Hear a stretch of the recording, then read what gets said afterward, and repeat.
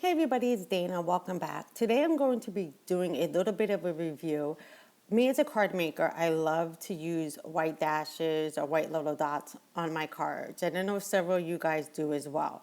So I kind of struggle on finding the perfect white marker or pen to do that. So I picked up a few of them from the store and I'm going to do a quick review to see if I can find another favorite. All right, so let's go ahead and get started. I'm gonna go ahead and zoom in so you can see what I'm working with here. So my first pen here is a Uniball Signo pen.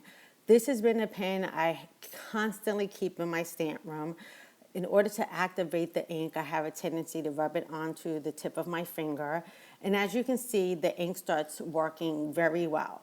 Now, I will say I become frustrated with these pens because they have a tendency for the tip somehow to dry out. I have tried everything under the sun to get these. I store them tip side down, tip side up. I light them, I shake them. I'm getting frustrated. So I decided to try some more markers. So this one here is the Bistro Chalk marker.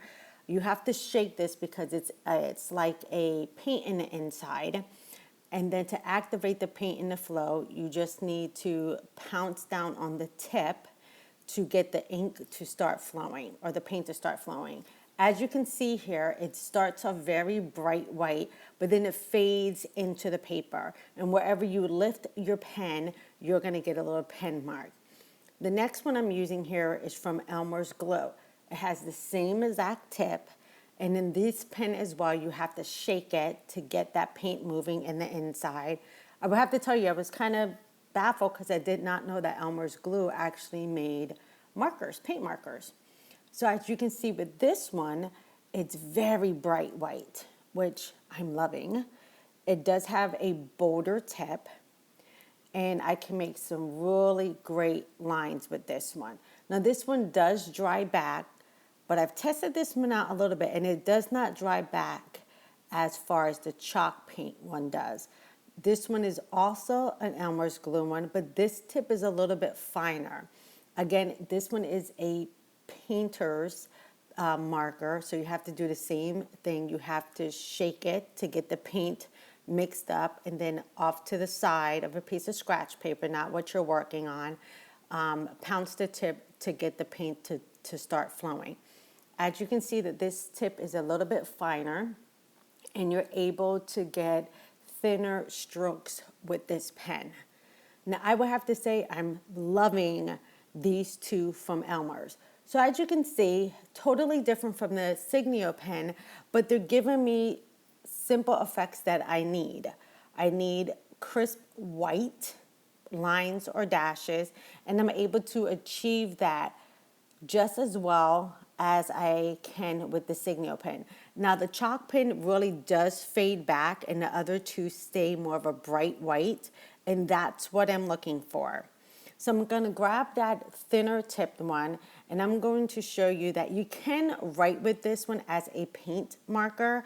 Obviously that's not what I plan to do with it, but you can make really nice thinner lines with them. You can do little waves.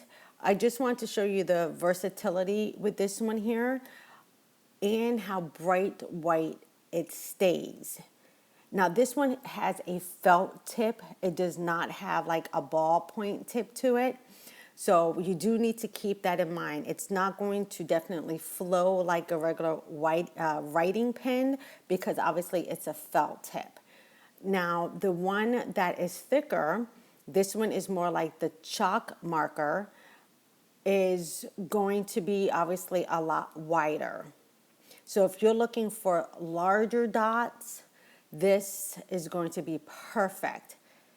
I definitely love how bright white these paint markers stay even on this black paper. They will settle back just a little bit as they soak into the paper, but definitely not as much as the Bistro Chalk marker does. As you can see, they're all still sitting there, and you can definitely see the second row down with the chalk marker. It does definitely settle back compared to the other ones. So this one here I might keep and use on different projects, but I don't think this is going to be my go-to marker. Definitely not.